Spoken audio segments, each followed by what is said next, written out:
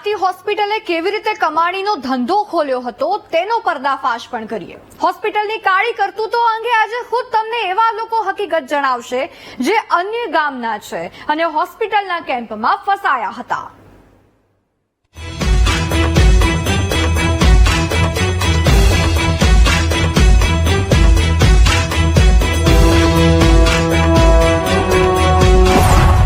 કડી તાલુકો કૌભાંડીઓનો હતો ટાર્ગેટ। જે પણ ગામમાં કેમ્પ યોજાયો ત્યાંથી ફસાવ્યા દર્દીઓ। પહેલા ગામમાં તપાસ, પછી વધુ તપાસના બારે અમદાવાદમાં સીધું ઓપરેશન। આ વાત અમે નથી કહેતા, પરંતુ કડી તાલુકાના લોકો કહે છે। ખ્યાતિ હોસ્પિટલે માત્ર બોરીસના ગામમાં જ નહીં, પરંતુ કડીના કંજરી, વાધરોડા, કરસનપુરા, વિનારકપુરા સહિતના ગામોમાં કેમ્પ કર્યા છે, કારણ કે તેનો મુખ્ય ટાર્ગેટ ખેડૂતો અને શ્રમિકો હતા। આવા બે ગામ કંજરી અને ચંદનપુરામાં અમે પહોંચ્યા તો જાણવા મળ્યું કે જેમાં ચંદનપુરામાંથી 6 લોકોની એન્જિયોગ્રાફી કરવામાં આવી હતી અને તે પણ 1 મહિના પહેલા જ, જ્યારે કંજરી ગામમાં 3 મહિના પહેલા કેમ્પ હતો, જેમાંથી 12 લોકોને અમદાવાદ બોલાવ્યા હતા અને તેમાંથી 6 લોકોની એન્જિયોગ્રાફી કરીને સ્ટેન્ટ મૂકવામાં આવ્યા હતા।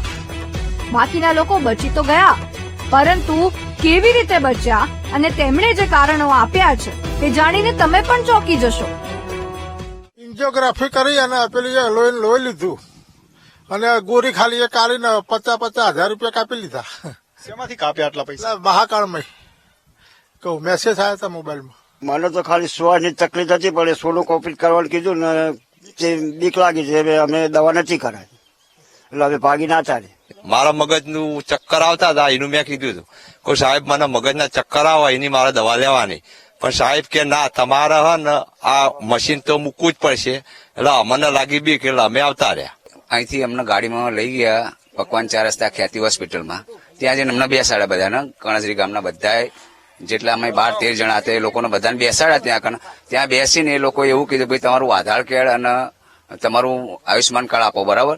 હવે બે અમે આપી જમા કર્યા, અમારો અંગૂઠો અમને હતી અહીંયા હોયો આપી, પછી અમને એકને એ લોકોએ લઈ જઈ અને એન્જિયોગ્રાફી, એટલે મેં કીધું કે સાહેબ મારે તો પગે દુખે, મને સાથે કઈ દુખતું નહીં, તો તમે મને આ શા માટે લઈ જાઓ? એટલે મને કે તમે બેસી જાઓ, બરાબર? એટલે મને આ ભાઈને મને બેને એક આગો રૂમ આપી દીધો કે તમે 2 જણા અહીં બેસી રહો, તમે બોલશો નહીં, કે તમે પાછળથી કરશું।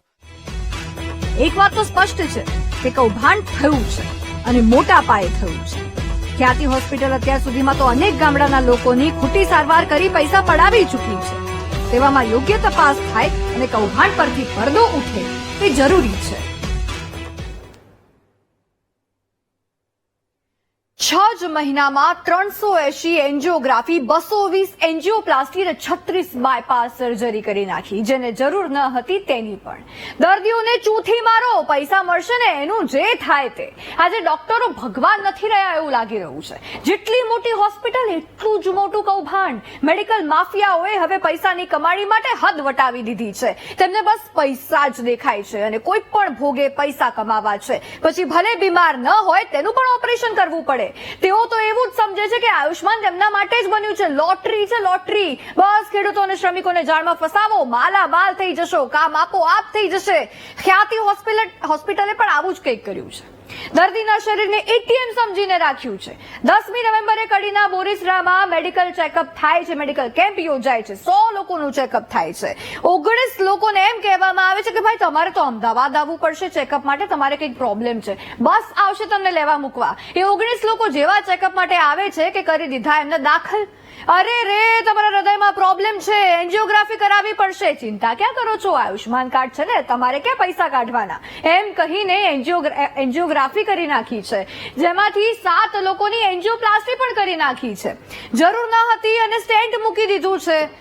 એટલે આખી આ વાતમાં ક્યાંક એવું પુરવાર થાય છે કે બીક બતાવી કે તમે નહીં કરાવો ને જલ્દી તમારી સારવાર તો તમને પછી મોત વાલું થઈ જશે। 2 લોકોના આમાં મોત થઈ જાય છે। પરિવારજનોએ વિરોધ કર્યો અને આ કૌભાંડ ખુલ્યું। મૃતકોના ઓપરેશન કરનાર ડોક્ટર હતા ડોક્ટર પ્રશાંત વિજરાણી। વિરોધ પ્રદર્શન ઉગ્ર બન્યું, આરોગ્ય વિભાગ અને સરકાર પણ દોડતી થઈ અને હોસ્પિટલના માલિક, ડાયરેક્ટર અને ડોક્ટર થઈ ગયા ફરાર।